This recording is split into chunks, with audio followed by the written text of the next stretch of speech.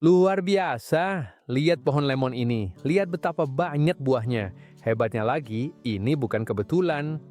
Hari ini saya akan mengajarkan 3 metode yang sangat jarang diketahui yang saya gunakan untuk merangsang pembungaan pohon buah dan mendapatkan pohon yang jauh lebih banyak buahnya. Ini adalah teknik yang sangat sederhana, siapapun bisa melakukannya di rumah dan meskipun hampir tidak ada yang membicarakannya, teknik ini sudah digunakan sejak lama sekali. Jadi mari kita langsung ke yang pertama. Metode pertama ini dikenal sebagai sambung palsu, dan ketika kamu mengerti cara kerjanya, saya yakin kamu akan mencobanya di salah satu pohonmu. Yang paling bagus, kamu hanya butuh waktu 1 menit untuk melakukannya, dan hanya perlu pisau, sedikit lidah buaya, dan sehelai kain, tidak lebih. Hal pertama yang akan kita lakukan adalah memilih satu cabang. Kali ini saya akan melakukannya pada pohon ini. Perlu dicatat, pohon ini sebenarnya tidak membutuhkan teknik ini karena sudah penuh dengan buah. Saya melakukannya hanya untuk menunjukkan kepamu bagaimana caranya. Sekarang kita ambil spidol dan tandai area di mana kita akan bekerja. Kita akan menggambar huruf U, sesederhana itu.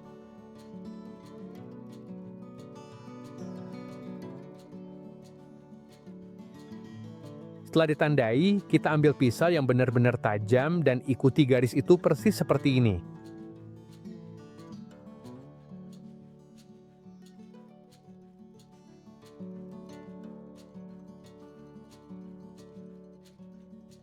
Sekarang kita ambil selembar daun lidah buaya dan potong sepotong yang cukup besar untuk menutupi seluruh area yang telah kita iris tadi.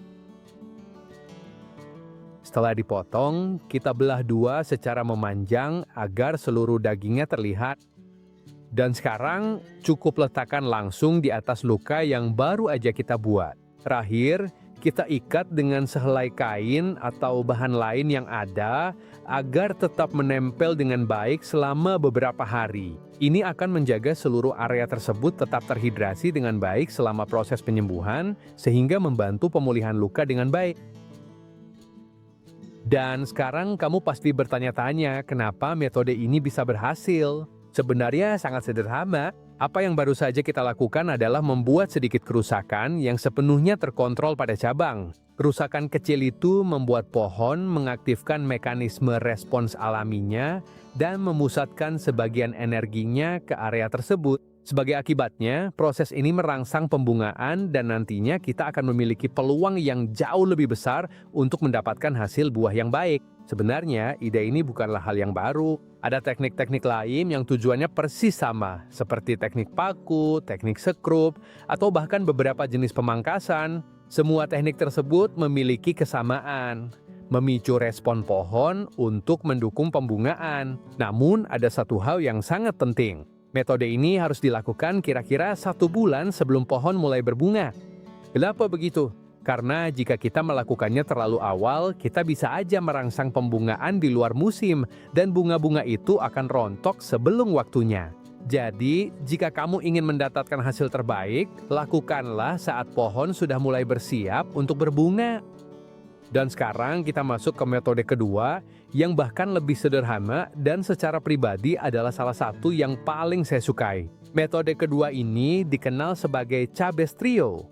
Ini adalah teknik yang sangat sederhana, hanya membutuhkan waktu 1 menit dan tujuannya persis sama seperti sebelumnya, merangsang pembungaan agar pohon menghasilkan buah yang jauh lebih banyak. Hal pertama yang kita lakukan adalah memilih satu cabang. Sekarang kita ambil 2 potongan kayu kecil. Letakkan satu di bagian atas cabang dan satu lagi di bagian bawah, sehingga cabang berada tepat di tengah-tengah kedua potongan kayu tersebut. Setelah keduanya dipasang, kita ambil seutas kawat dan mulai melilitkannya di sekitar cabang. Perlahan-lahan kita kencangkan, tidak perlu memberikan tekanan yang berlebihan. Cukup kita kencangkan secukupnya agar kedua potongan kayu tersebut terpasang dengan baik dan memberikan sedikit tekanan pada cabang.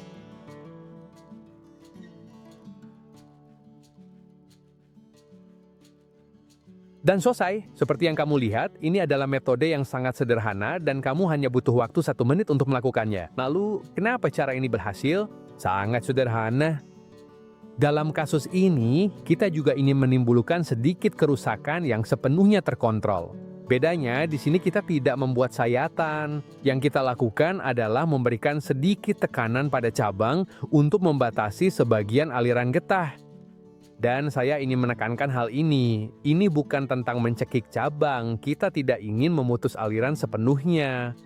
Yang kita cari hanyalah sedikit stres yang membuat pohon mengaktifkan mekanisme alami responsnya dan mendorong pembungaan. Ada satu hal yang sangat penting. Tali pengikat ini tidak boleh dibiarin terpasang selamanya. Setelah pohon merespon, berbunga, dan mulai membentuk buah, kita cukup melepas kawatnya dan membiarkan cabang melanjutkan pertumbuhannya seperti biasa. Perlu diingat bahwa metode-metode ini tidak dimaksudkan untuk dibiarkan secara permanen. Ini hanyalah rangsangan kecil, bantuan untuk membangunkan pohon di waktu yang tepat. Dan setelah pohon udah melakukan tugasnya, kita lepaskan karena sudah tidak diperluin lagi. Sama seperti metode sebelumnya, teknik ini sebaiknya dilakukan sekitar 1 bulan sebelum masa berbunga. Dan sekarang kita masuk ke metode ketiga. Secara pribadi, saya rasa ini adalah yang paling mengejutkan dari ketiganya. Metode ini mungkin juga yang paling tua dari semuanya. Ini adalah teknik yang sangat sederhana, tapi juga salah satu yang biasanya memberikan hasil terbaik jika dilakukan dengan benar. Dan sama seperti 2 metode sebelumnya, tujuan kita adalah merangsang pembungaan agar pohon bisa menghasilkan buah yang jauh lebih banyak. Hal pertama yang kita lakukan adalah memilih 1 cabang.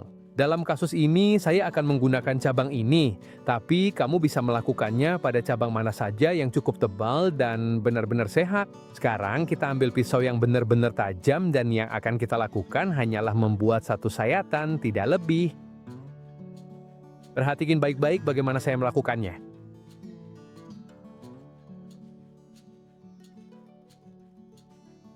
Dan selesai. Sekarang kita lakukan persis seperti pada metode pertama. Kita ambil selembar daun lidah buaya dan potong sepotong yang cukup besar untuk menutupi seluruh luka tersebut. Setelah itu, kita tempelkan langsung di atas sayatan dan ikat dengan sehelai kain agar tetap menempel di area itu selama beberapa hari. Dengan cara ini, kita menjaga seluruh luka tetap terhidrasi dengan baik selama proses penyembuhan. Lalu, kenapa metode ini bisa berhasil? Karena sama seperti 2 metode sebelumnya, yang kita cari adalah menimbulkan sedikit kerusakan yang benar-benar terkontrol. Kerusakan kecil itu membuat pohon mengaktifkan respons fisiologisnya dan mendorong pembungaan. Pada akhirnya, ketiga metode tersebut memiliki tujuan yang persis sama. Satu-satunya yang berbeda adalah cara mencapainya. Ada satu detail yang sangat penting. Dulu, banyak orang melakukan teknik ini langsung pada batang pohon. Bahkan, sampai sekarang masih ada yang melakukannya. Saya pribadi tidak menyarankannya.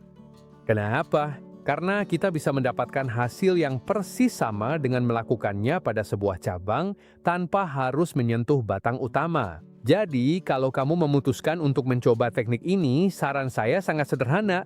Lakukan selalu pada sebuah cabang, dan jika ini pertama kalinya kamu melakukannya, coba dulu hanya pada 1 cabang dan amati bagaimana respons pohonnya. Dan ketika kamu udah melihat hasilnya, kamu bisa memutuskan apakah ingin menerapkannya pada lebih banyak cabang.